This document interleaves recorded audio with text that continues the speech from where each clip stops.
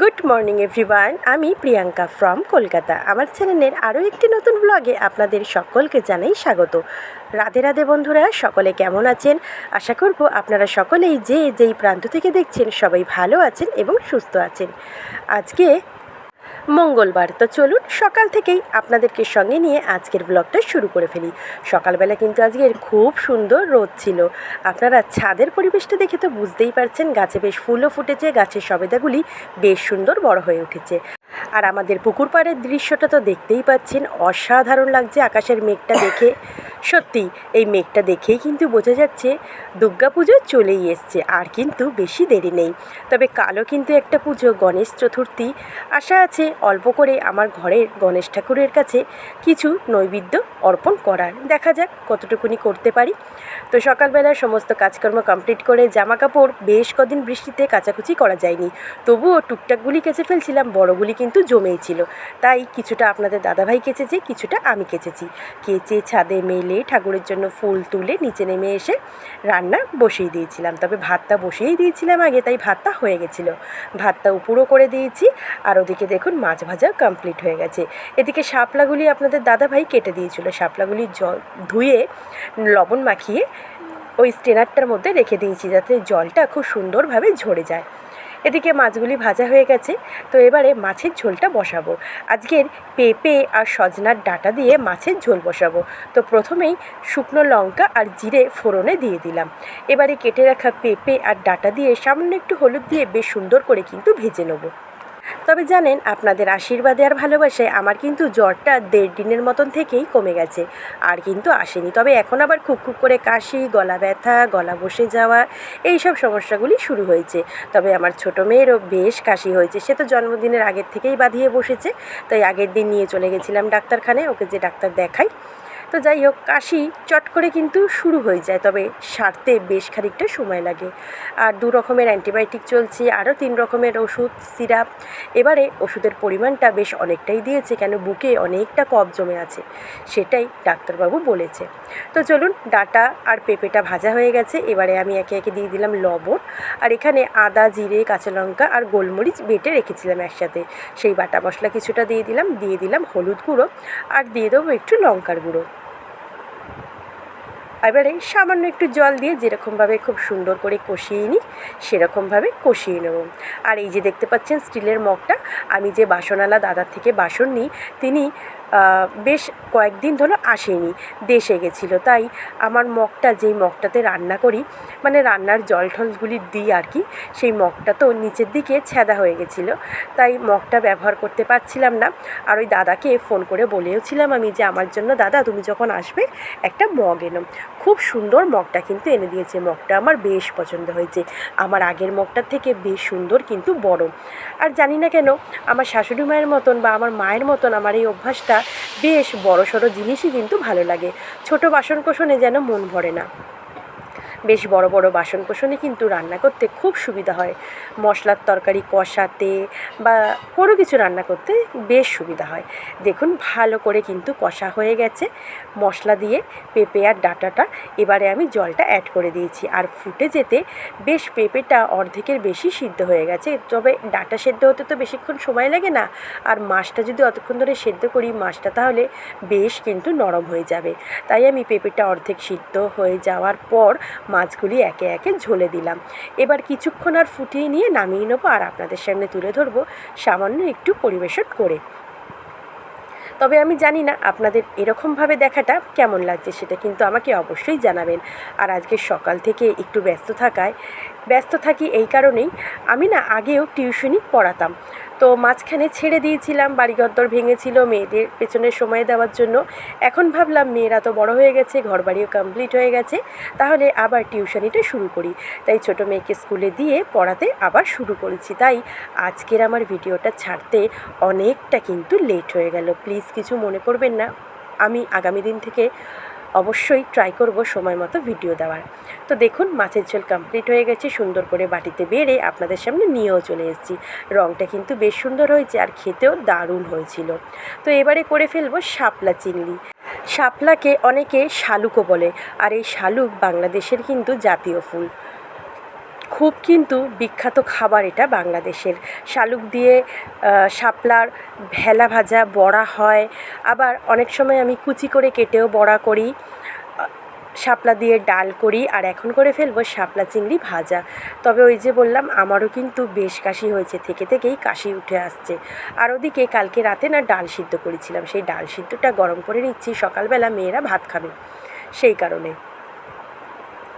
কাশি হয়েছে এত, তবুও সকালে স্নান কিন্তু বন্ধ দিতে পারি না। সকালে স্নানটা না করলে কেমন জানি একটা লাগে, মনে হয় যেন কিছু একটা করিনি এরকম একটা ব্যাপার। তো যাই হোক, ডালটা ফুটে গেল, ডালটা আমি এখন ওপাশটায় রেখে দিলাম, মানে খাবার টেবিলের ওপরে। আর এখন আমি বসিয়ে দেবো শাপলাটা। চিংড়ি মাছটা দিয়ে দিলাম, তবে চিংড়ি মাছটায় আজকের আর লবণ হলুদ মাখানো হয়নি, কেন সঙ্গে সঙ্গেই কেটে দিয়েছে আপনাদের দাদাভাই। তবে চিংড়ি মাছটা কালকেরও রাত্রে এনেছিল অফিস থেকে আসার পথে। আর ওদিকে শাপলাটাও কিন্তু অনেকটা জল ঝরে গেছে, শাপলাটাকে আমি চিপেও নিয়েছি। তবে লবণটা দিতে গিয়েও দিলাম না, মনে পড়ে গেছে শাপলায় তো লবণ মাখাই আছে, আর আমি পেঁয়াজ ভাজাতেও সামান্য একটু লবণ দিয়েছিলাম, তাই আর লবণটা দিলাম না। দিয়ে দিচ্ছি হলুদ গুঁড়ো, লঙ্কার গুঁড়ো। এবারে জলচেপা শাপলাটা দিয়ে দেবো সামান্য একটুখানি, এই মিনিট 2 মতন আমি কিন্তু শাপলাটা ঢেকে দিয়েছিলাম। কেন, শাপলা রান্না করতে বেশি কিন্তু নাড়ানাড়ি করতেও নেই, যে কড়াইয়ের সাথে খুন্তি দিয়ে খুব নেড়ে চেড়ে শাপলার তরকারি রান্না করব, আর বেশিক্ষণ কিন্তু ঢেকে রাখতেও নেই। শাপলা কিন্তু বেশ নরম সবজি। তো দেখুন, এইভাবে সুন্দর করে জলটাকে ঝেড়ে নিয়ে আমি কিন্তু দিয়ে দিলাম। আর কলটা খুলে দেখলাম বেসিনের কলে এখনও জল আছে, তাই আমি স্ট্রেনারটা একেবারে ধুয়ে নিলাম। এবারে মশলার সাথে চলুন শাপলাগুলি সুন্দরভাবে মিশিয়ে নিয়ে মিনিট 2 মতন ঢাকনা চাপা দিয়ে রেখে দিয়েছিলাম। আর কিছুক্ষণ ঢাকনা চাপা দিয়ে রাখার পরেই দেখলাম শাপলাটা কিন্তু খুব সুন্দর মজে গেছে। লবণ দিয়ে মেখে রাখলে অর্ধেকটা জল বেরিয়েই যায়, লবণ দিয়ে মেখে রাখলে জলটা তো বেরিয়েই যায়, তার সাথে অর্ধেক মজেও যায়। আর তাই বেশিক্ষণ রান্না কিন্তু করতে হয় না শাপলা, অল্প সময়েতেই খুব সুন্দর সুস্বাদু কিন্তু শাপলা রান্না হয়ে যায়। তবে জানেন, এই চিংড়ি মাছের সাথে নারকেল সর্ষে বাটা দিয়েও কিন্তু এই শাপলা ভাজা করা যায় পেঁয়াজ ছাড়া। একদিন সেই রেসিপিটাও আপনাদের সঙ্গে শেয়ার করব। তবে চিংড়ি মাছের সাথে পেঁয়াজ দিয়ে ভাজাটা আমাদের বাড়িতে যেন একটু বেশিই ভালো লাগে। আবার শাপলা কিন্তু পাতুরিও করা যায় নারকেল সর্ষে চিংড়ি রসুন দিয়ে। ভাবছি একদিন সেই রেসিপিটা আপনাদের সামনে আনবো। তো দেখুন, শাপলা ভাজা রান্না কিন্তু কমপ্লিট। বেশি নাড়াচাড়া করিনি দেখে শাপলাগুলি কিন্তু একদম আস্তই রয়েছে, ভেঙে একাকার হয়ে যায়নি। কেমন হয়েছে অবশ্যই কিন্তু জানাবেন। গরম গরম ধোয়া ওঠা শাপলা ভাজা, তার সাথে গরম গরম ধোয়া ওঠা ভাত। খিদের সময় কিন্তু অমৃতের মতন লোকে এক থালা ভাত খেয়ে নেবে। তো এবারে একটু টিফিন বানাবো।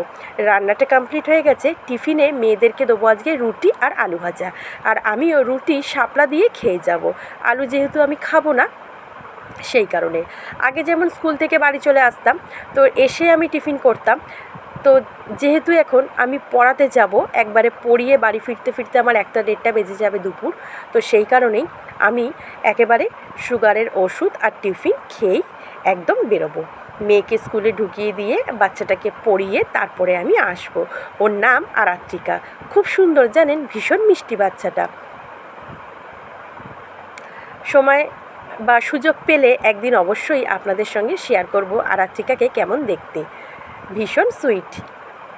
তো দেখুন, আলুটা বেশ ঢেকে দিয়েছিলাম, আর গ্যাসটাকে কিন্তু হাই ফ্লেমেই রেখেছিলাম, তবে বেশিক্ষণ রাখিনি। হলুদ দিয়ে অর্ধেক ভাজা হয়ে যেতে লবণটা এখন অ্যাড করলাম। এবারে রুটিগুলি করে ফেলবো। আটাটা মাখা হয়ে গেছে, তো আলুটা ভাজাও একবারে কমপ্লিট হয়ে গেল।